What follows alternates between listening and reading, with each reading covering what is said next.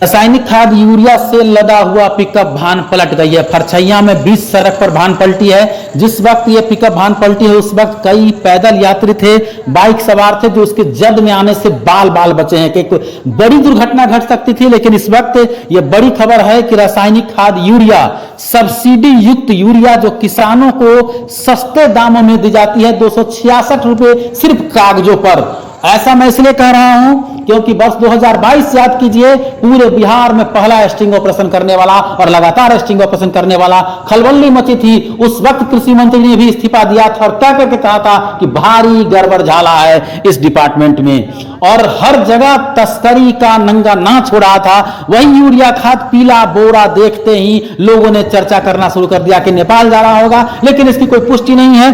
कृषि समन्वयक संजय कुमार को जब सूचना दी गई तो कृषि समन्वयक ने कहा कि जाकर पता करते हैं। वो गए और उन्होंने कहा कि ये सोनबरसा खाद नहीं जा रही थी, सोनबरसा का खाद नहीं है, लेकिन इस रूट में क्यों जा रही थी ये उन्हें भी समझ में नहीं आया। उन्होंने कहा कि सोनबरसा थाना को सूचना दिया गया, सोनबरसा थाना अपने कस्टडी में ले लिया क्योंकि एक्सीडेंटल मामला है। उन्होंने बताया कि अब जब FIR होगा तो कृषि विभाग को सूचित किया जाएगा और ये खाद जो है पुनः कृषि विभाग को सौंपा जाएगा और उसके बाद कृषि विभाग के जो अधिकारी हैं वो आगे की कार्रवाई करेंगे कि खाद का क्या किया जाएगा। लेकिन सवाल वही है कि आखिर जब सोनबरसा का ये खाद नहीं था, सोनबरसा में लॉट नहीं था किसी के पास इस खाद का, तो फिर ये सोनबरसा के रूट पर ये खाद से लदा हुआ पिकअप वाहन कैसे दौड़ रही थी?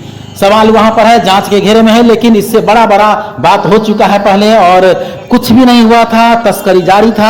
आपको यह भी बता दें कि 266 रुपए इसका कीमत है। नेपाल में 750-800 रुपए के आसपास यूरिया खाद, वहां का यूरिया खाद का रेट है।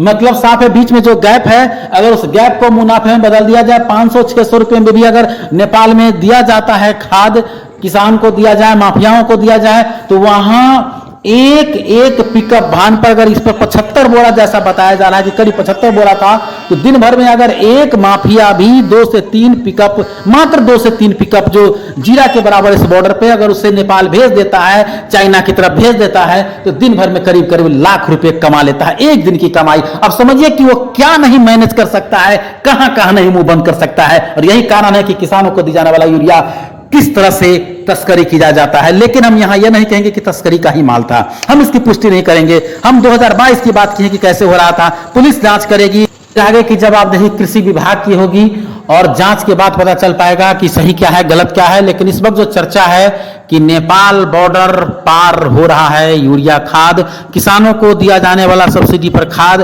फिर से माफियाओं को दिया जाने लगा है, माफियाओं का राज कायम है, बॉर्डर पे तस्करी जारी है, इस तरह की बातें हो रही है। लेकिन इसकी कोई पुष्टि नहीं है। और पिछली बार की तरह जिस तरह स्टिंग ऑपरेशन में लगातार किया था, जल्द ही आप लोगों के सामने इसका हकीकत भी सामने आएगा और फिर से एक कामयाब स्टिंग ऑपरेशन के साथ हम आएंगे और बताएंगे, दुनिया को चिक चिक करके बताएंगे भारत सरकार और बिहार सरकार को कि किस तरह पर से बॉर्डर पे तस्करी का ये खेल जारी।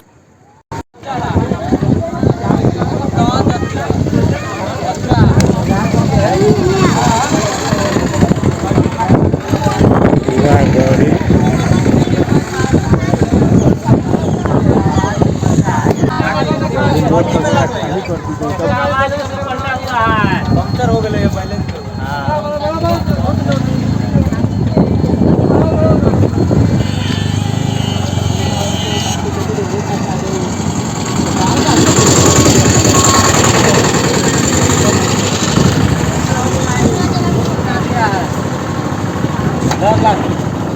किधर खा दे